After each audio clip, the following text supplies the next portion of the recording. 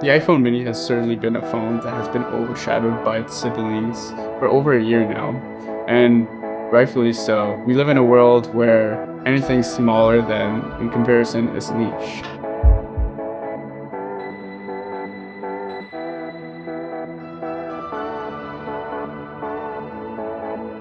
Hey guys, welcome back to the channel. I hope you guys been doing well. I know it's been a long time since I last uploaded, but I finally feel like I'm back to full strength. Anyways, look what I got. It's the iPhone 13 mini. And I know, out of all the phones I could have chosen from, I settled on the mini. Hear me out. The iPhone 13 mini houses the new A15 Bionic chip, which has a 6-core CPU with 2 performance cores and 4 efficiency cores. It also has a 4-core GPU with a 16-core neural engine. Apple's SoCs have always been powerful, but this year's SoC has been focusing on using that power and efficiency to have the best chip on the market. Now, what does that all mean? I know it's a whole lot of gibberish for the average consumer, but what it means is that the new A15 Bionic chip is known to be smarter, faster, and more efficient. The weight of the phone has also increased to 140 grams. That's 5 grams more than the previous model. It's not a big weight change, but it means there's an improvement on camera and battery. Which brings me to the camera. The cameras have also improved this year.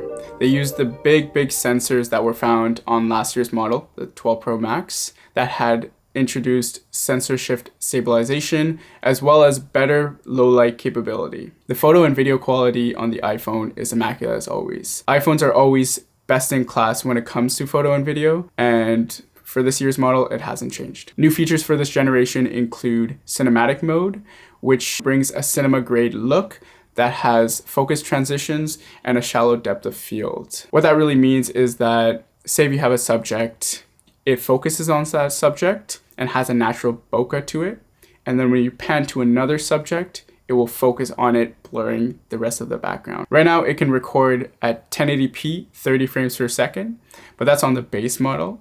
If you have the higher tier storage model, it will record at 4K. This is due to cinema mode taking a lot of storage. The next new feature that Apple has introduced for this year's model is photographic styles. Photographic styles is a feature that allows you to change the look of an image before taking a photo. For example, it's like putting a filter on your image just before you take the photo. There's 4 presets: rich contrast, vibrant, warm, and cool. This is just another way to take advantage of Apple's amazing hardware. One thing that I have noticed is when taking a photo or video, my grip with the phone, especially with the MagSafe wallet, would slightly block the bottom of the frame of the image. There has always been an occasion where I just want to take a quick photo or a quick video, for example, and then I notice a few of my fingers are just like in the frame and it kind of messes the shot. Though it's been a limited time that I have this phone,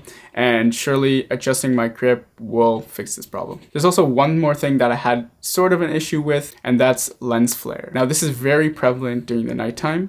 I found that if I'm trying to take a picture of, like, for example, a neon sign or any bright LED, it reflects off the sensor and then produces like this sort of image while taking the photo. When I first got the phone, I thought it was a defect, but I quickly learned that it happens on a lot of phones, so this is nothing to worry about. I have a few examples that I'll show right here. You can see that there is a reflection of that image on top of it, which is kind of annoying, but also kind of cool.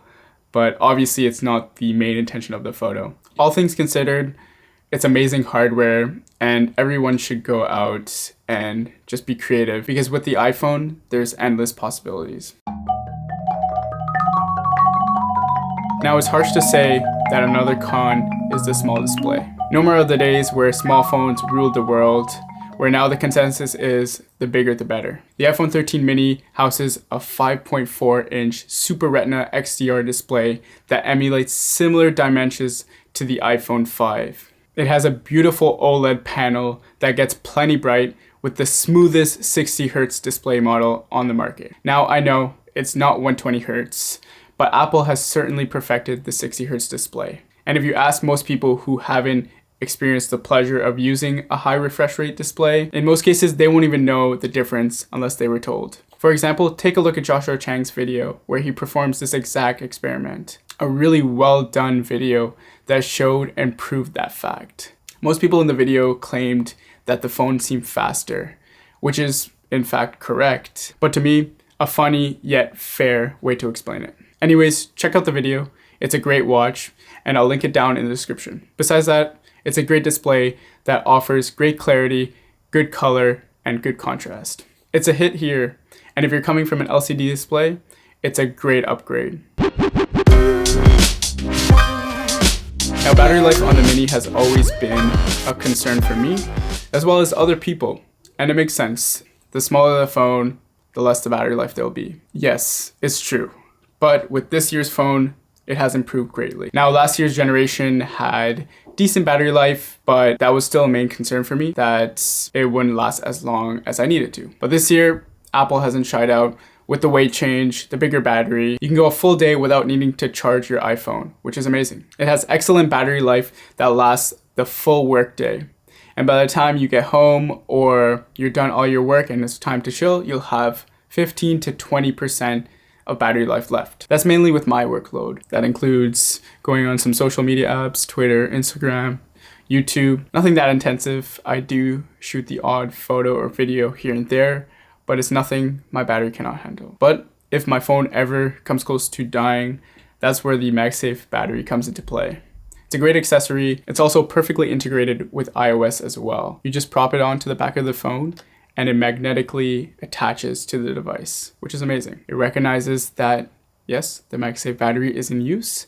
And from there, you have more than a day worth of battery life restored. It's safe to say that due to the optimization of the A15 Bionic and having a bigger battery, it has really improved what was the biggest con for so many people.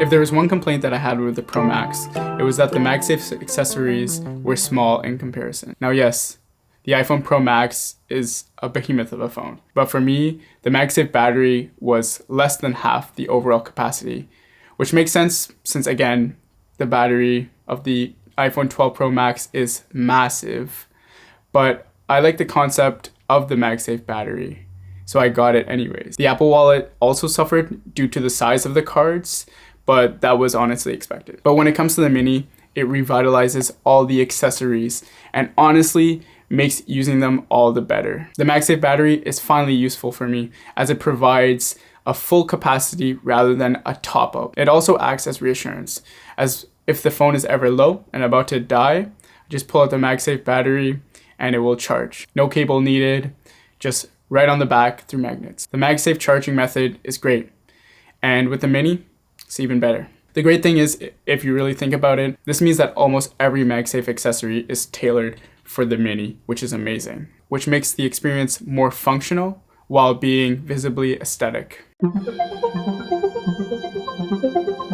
Now, the simple question is, why did I switch? Buy based on needs, not wants. Now, this decision wasn't particularly easy. Going from a phone where everything is max, like the display size, the battery life, the chassis, the features, to something that has significantly less battery life, a smaller display, aluminum rails, which I actually liked better for some reason, and the disappearance of a telephoto lens, which I will miss for sure, and LiDAR, something I never really used anyways. Now, I had the 12 Pro Max for over a year now, and it was great, but over time, it felt like it was too much, especially for what I was looking for in a phone. At the end of the day, it comes down to needs and how they can be suited. I was looking at the 12 Mini at the time, but I chose the 12 Pro Max over the Mini because the battery life took the biggest hit. And like me, it deterred a lot of people from choosing it. And now that has changed with the iPhone 13 Mini. The battery life is much, much more improved. And the camera system is even better using the same system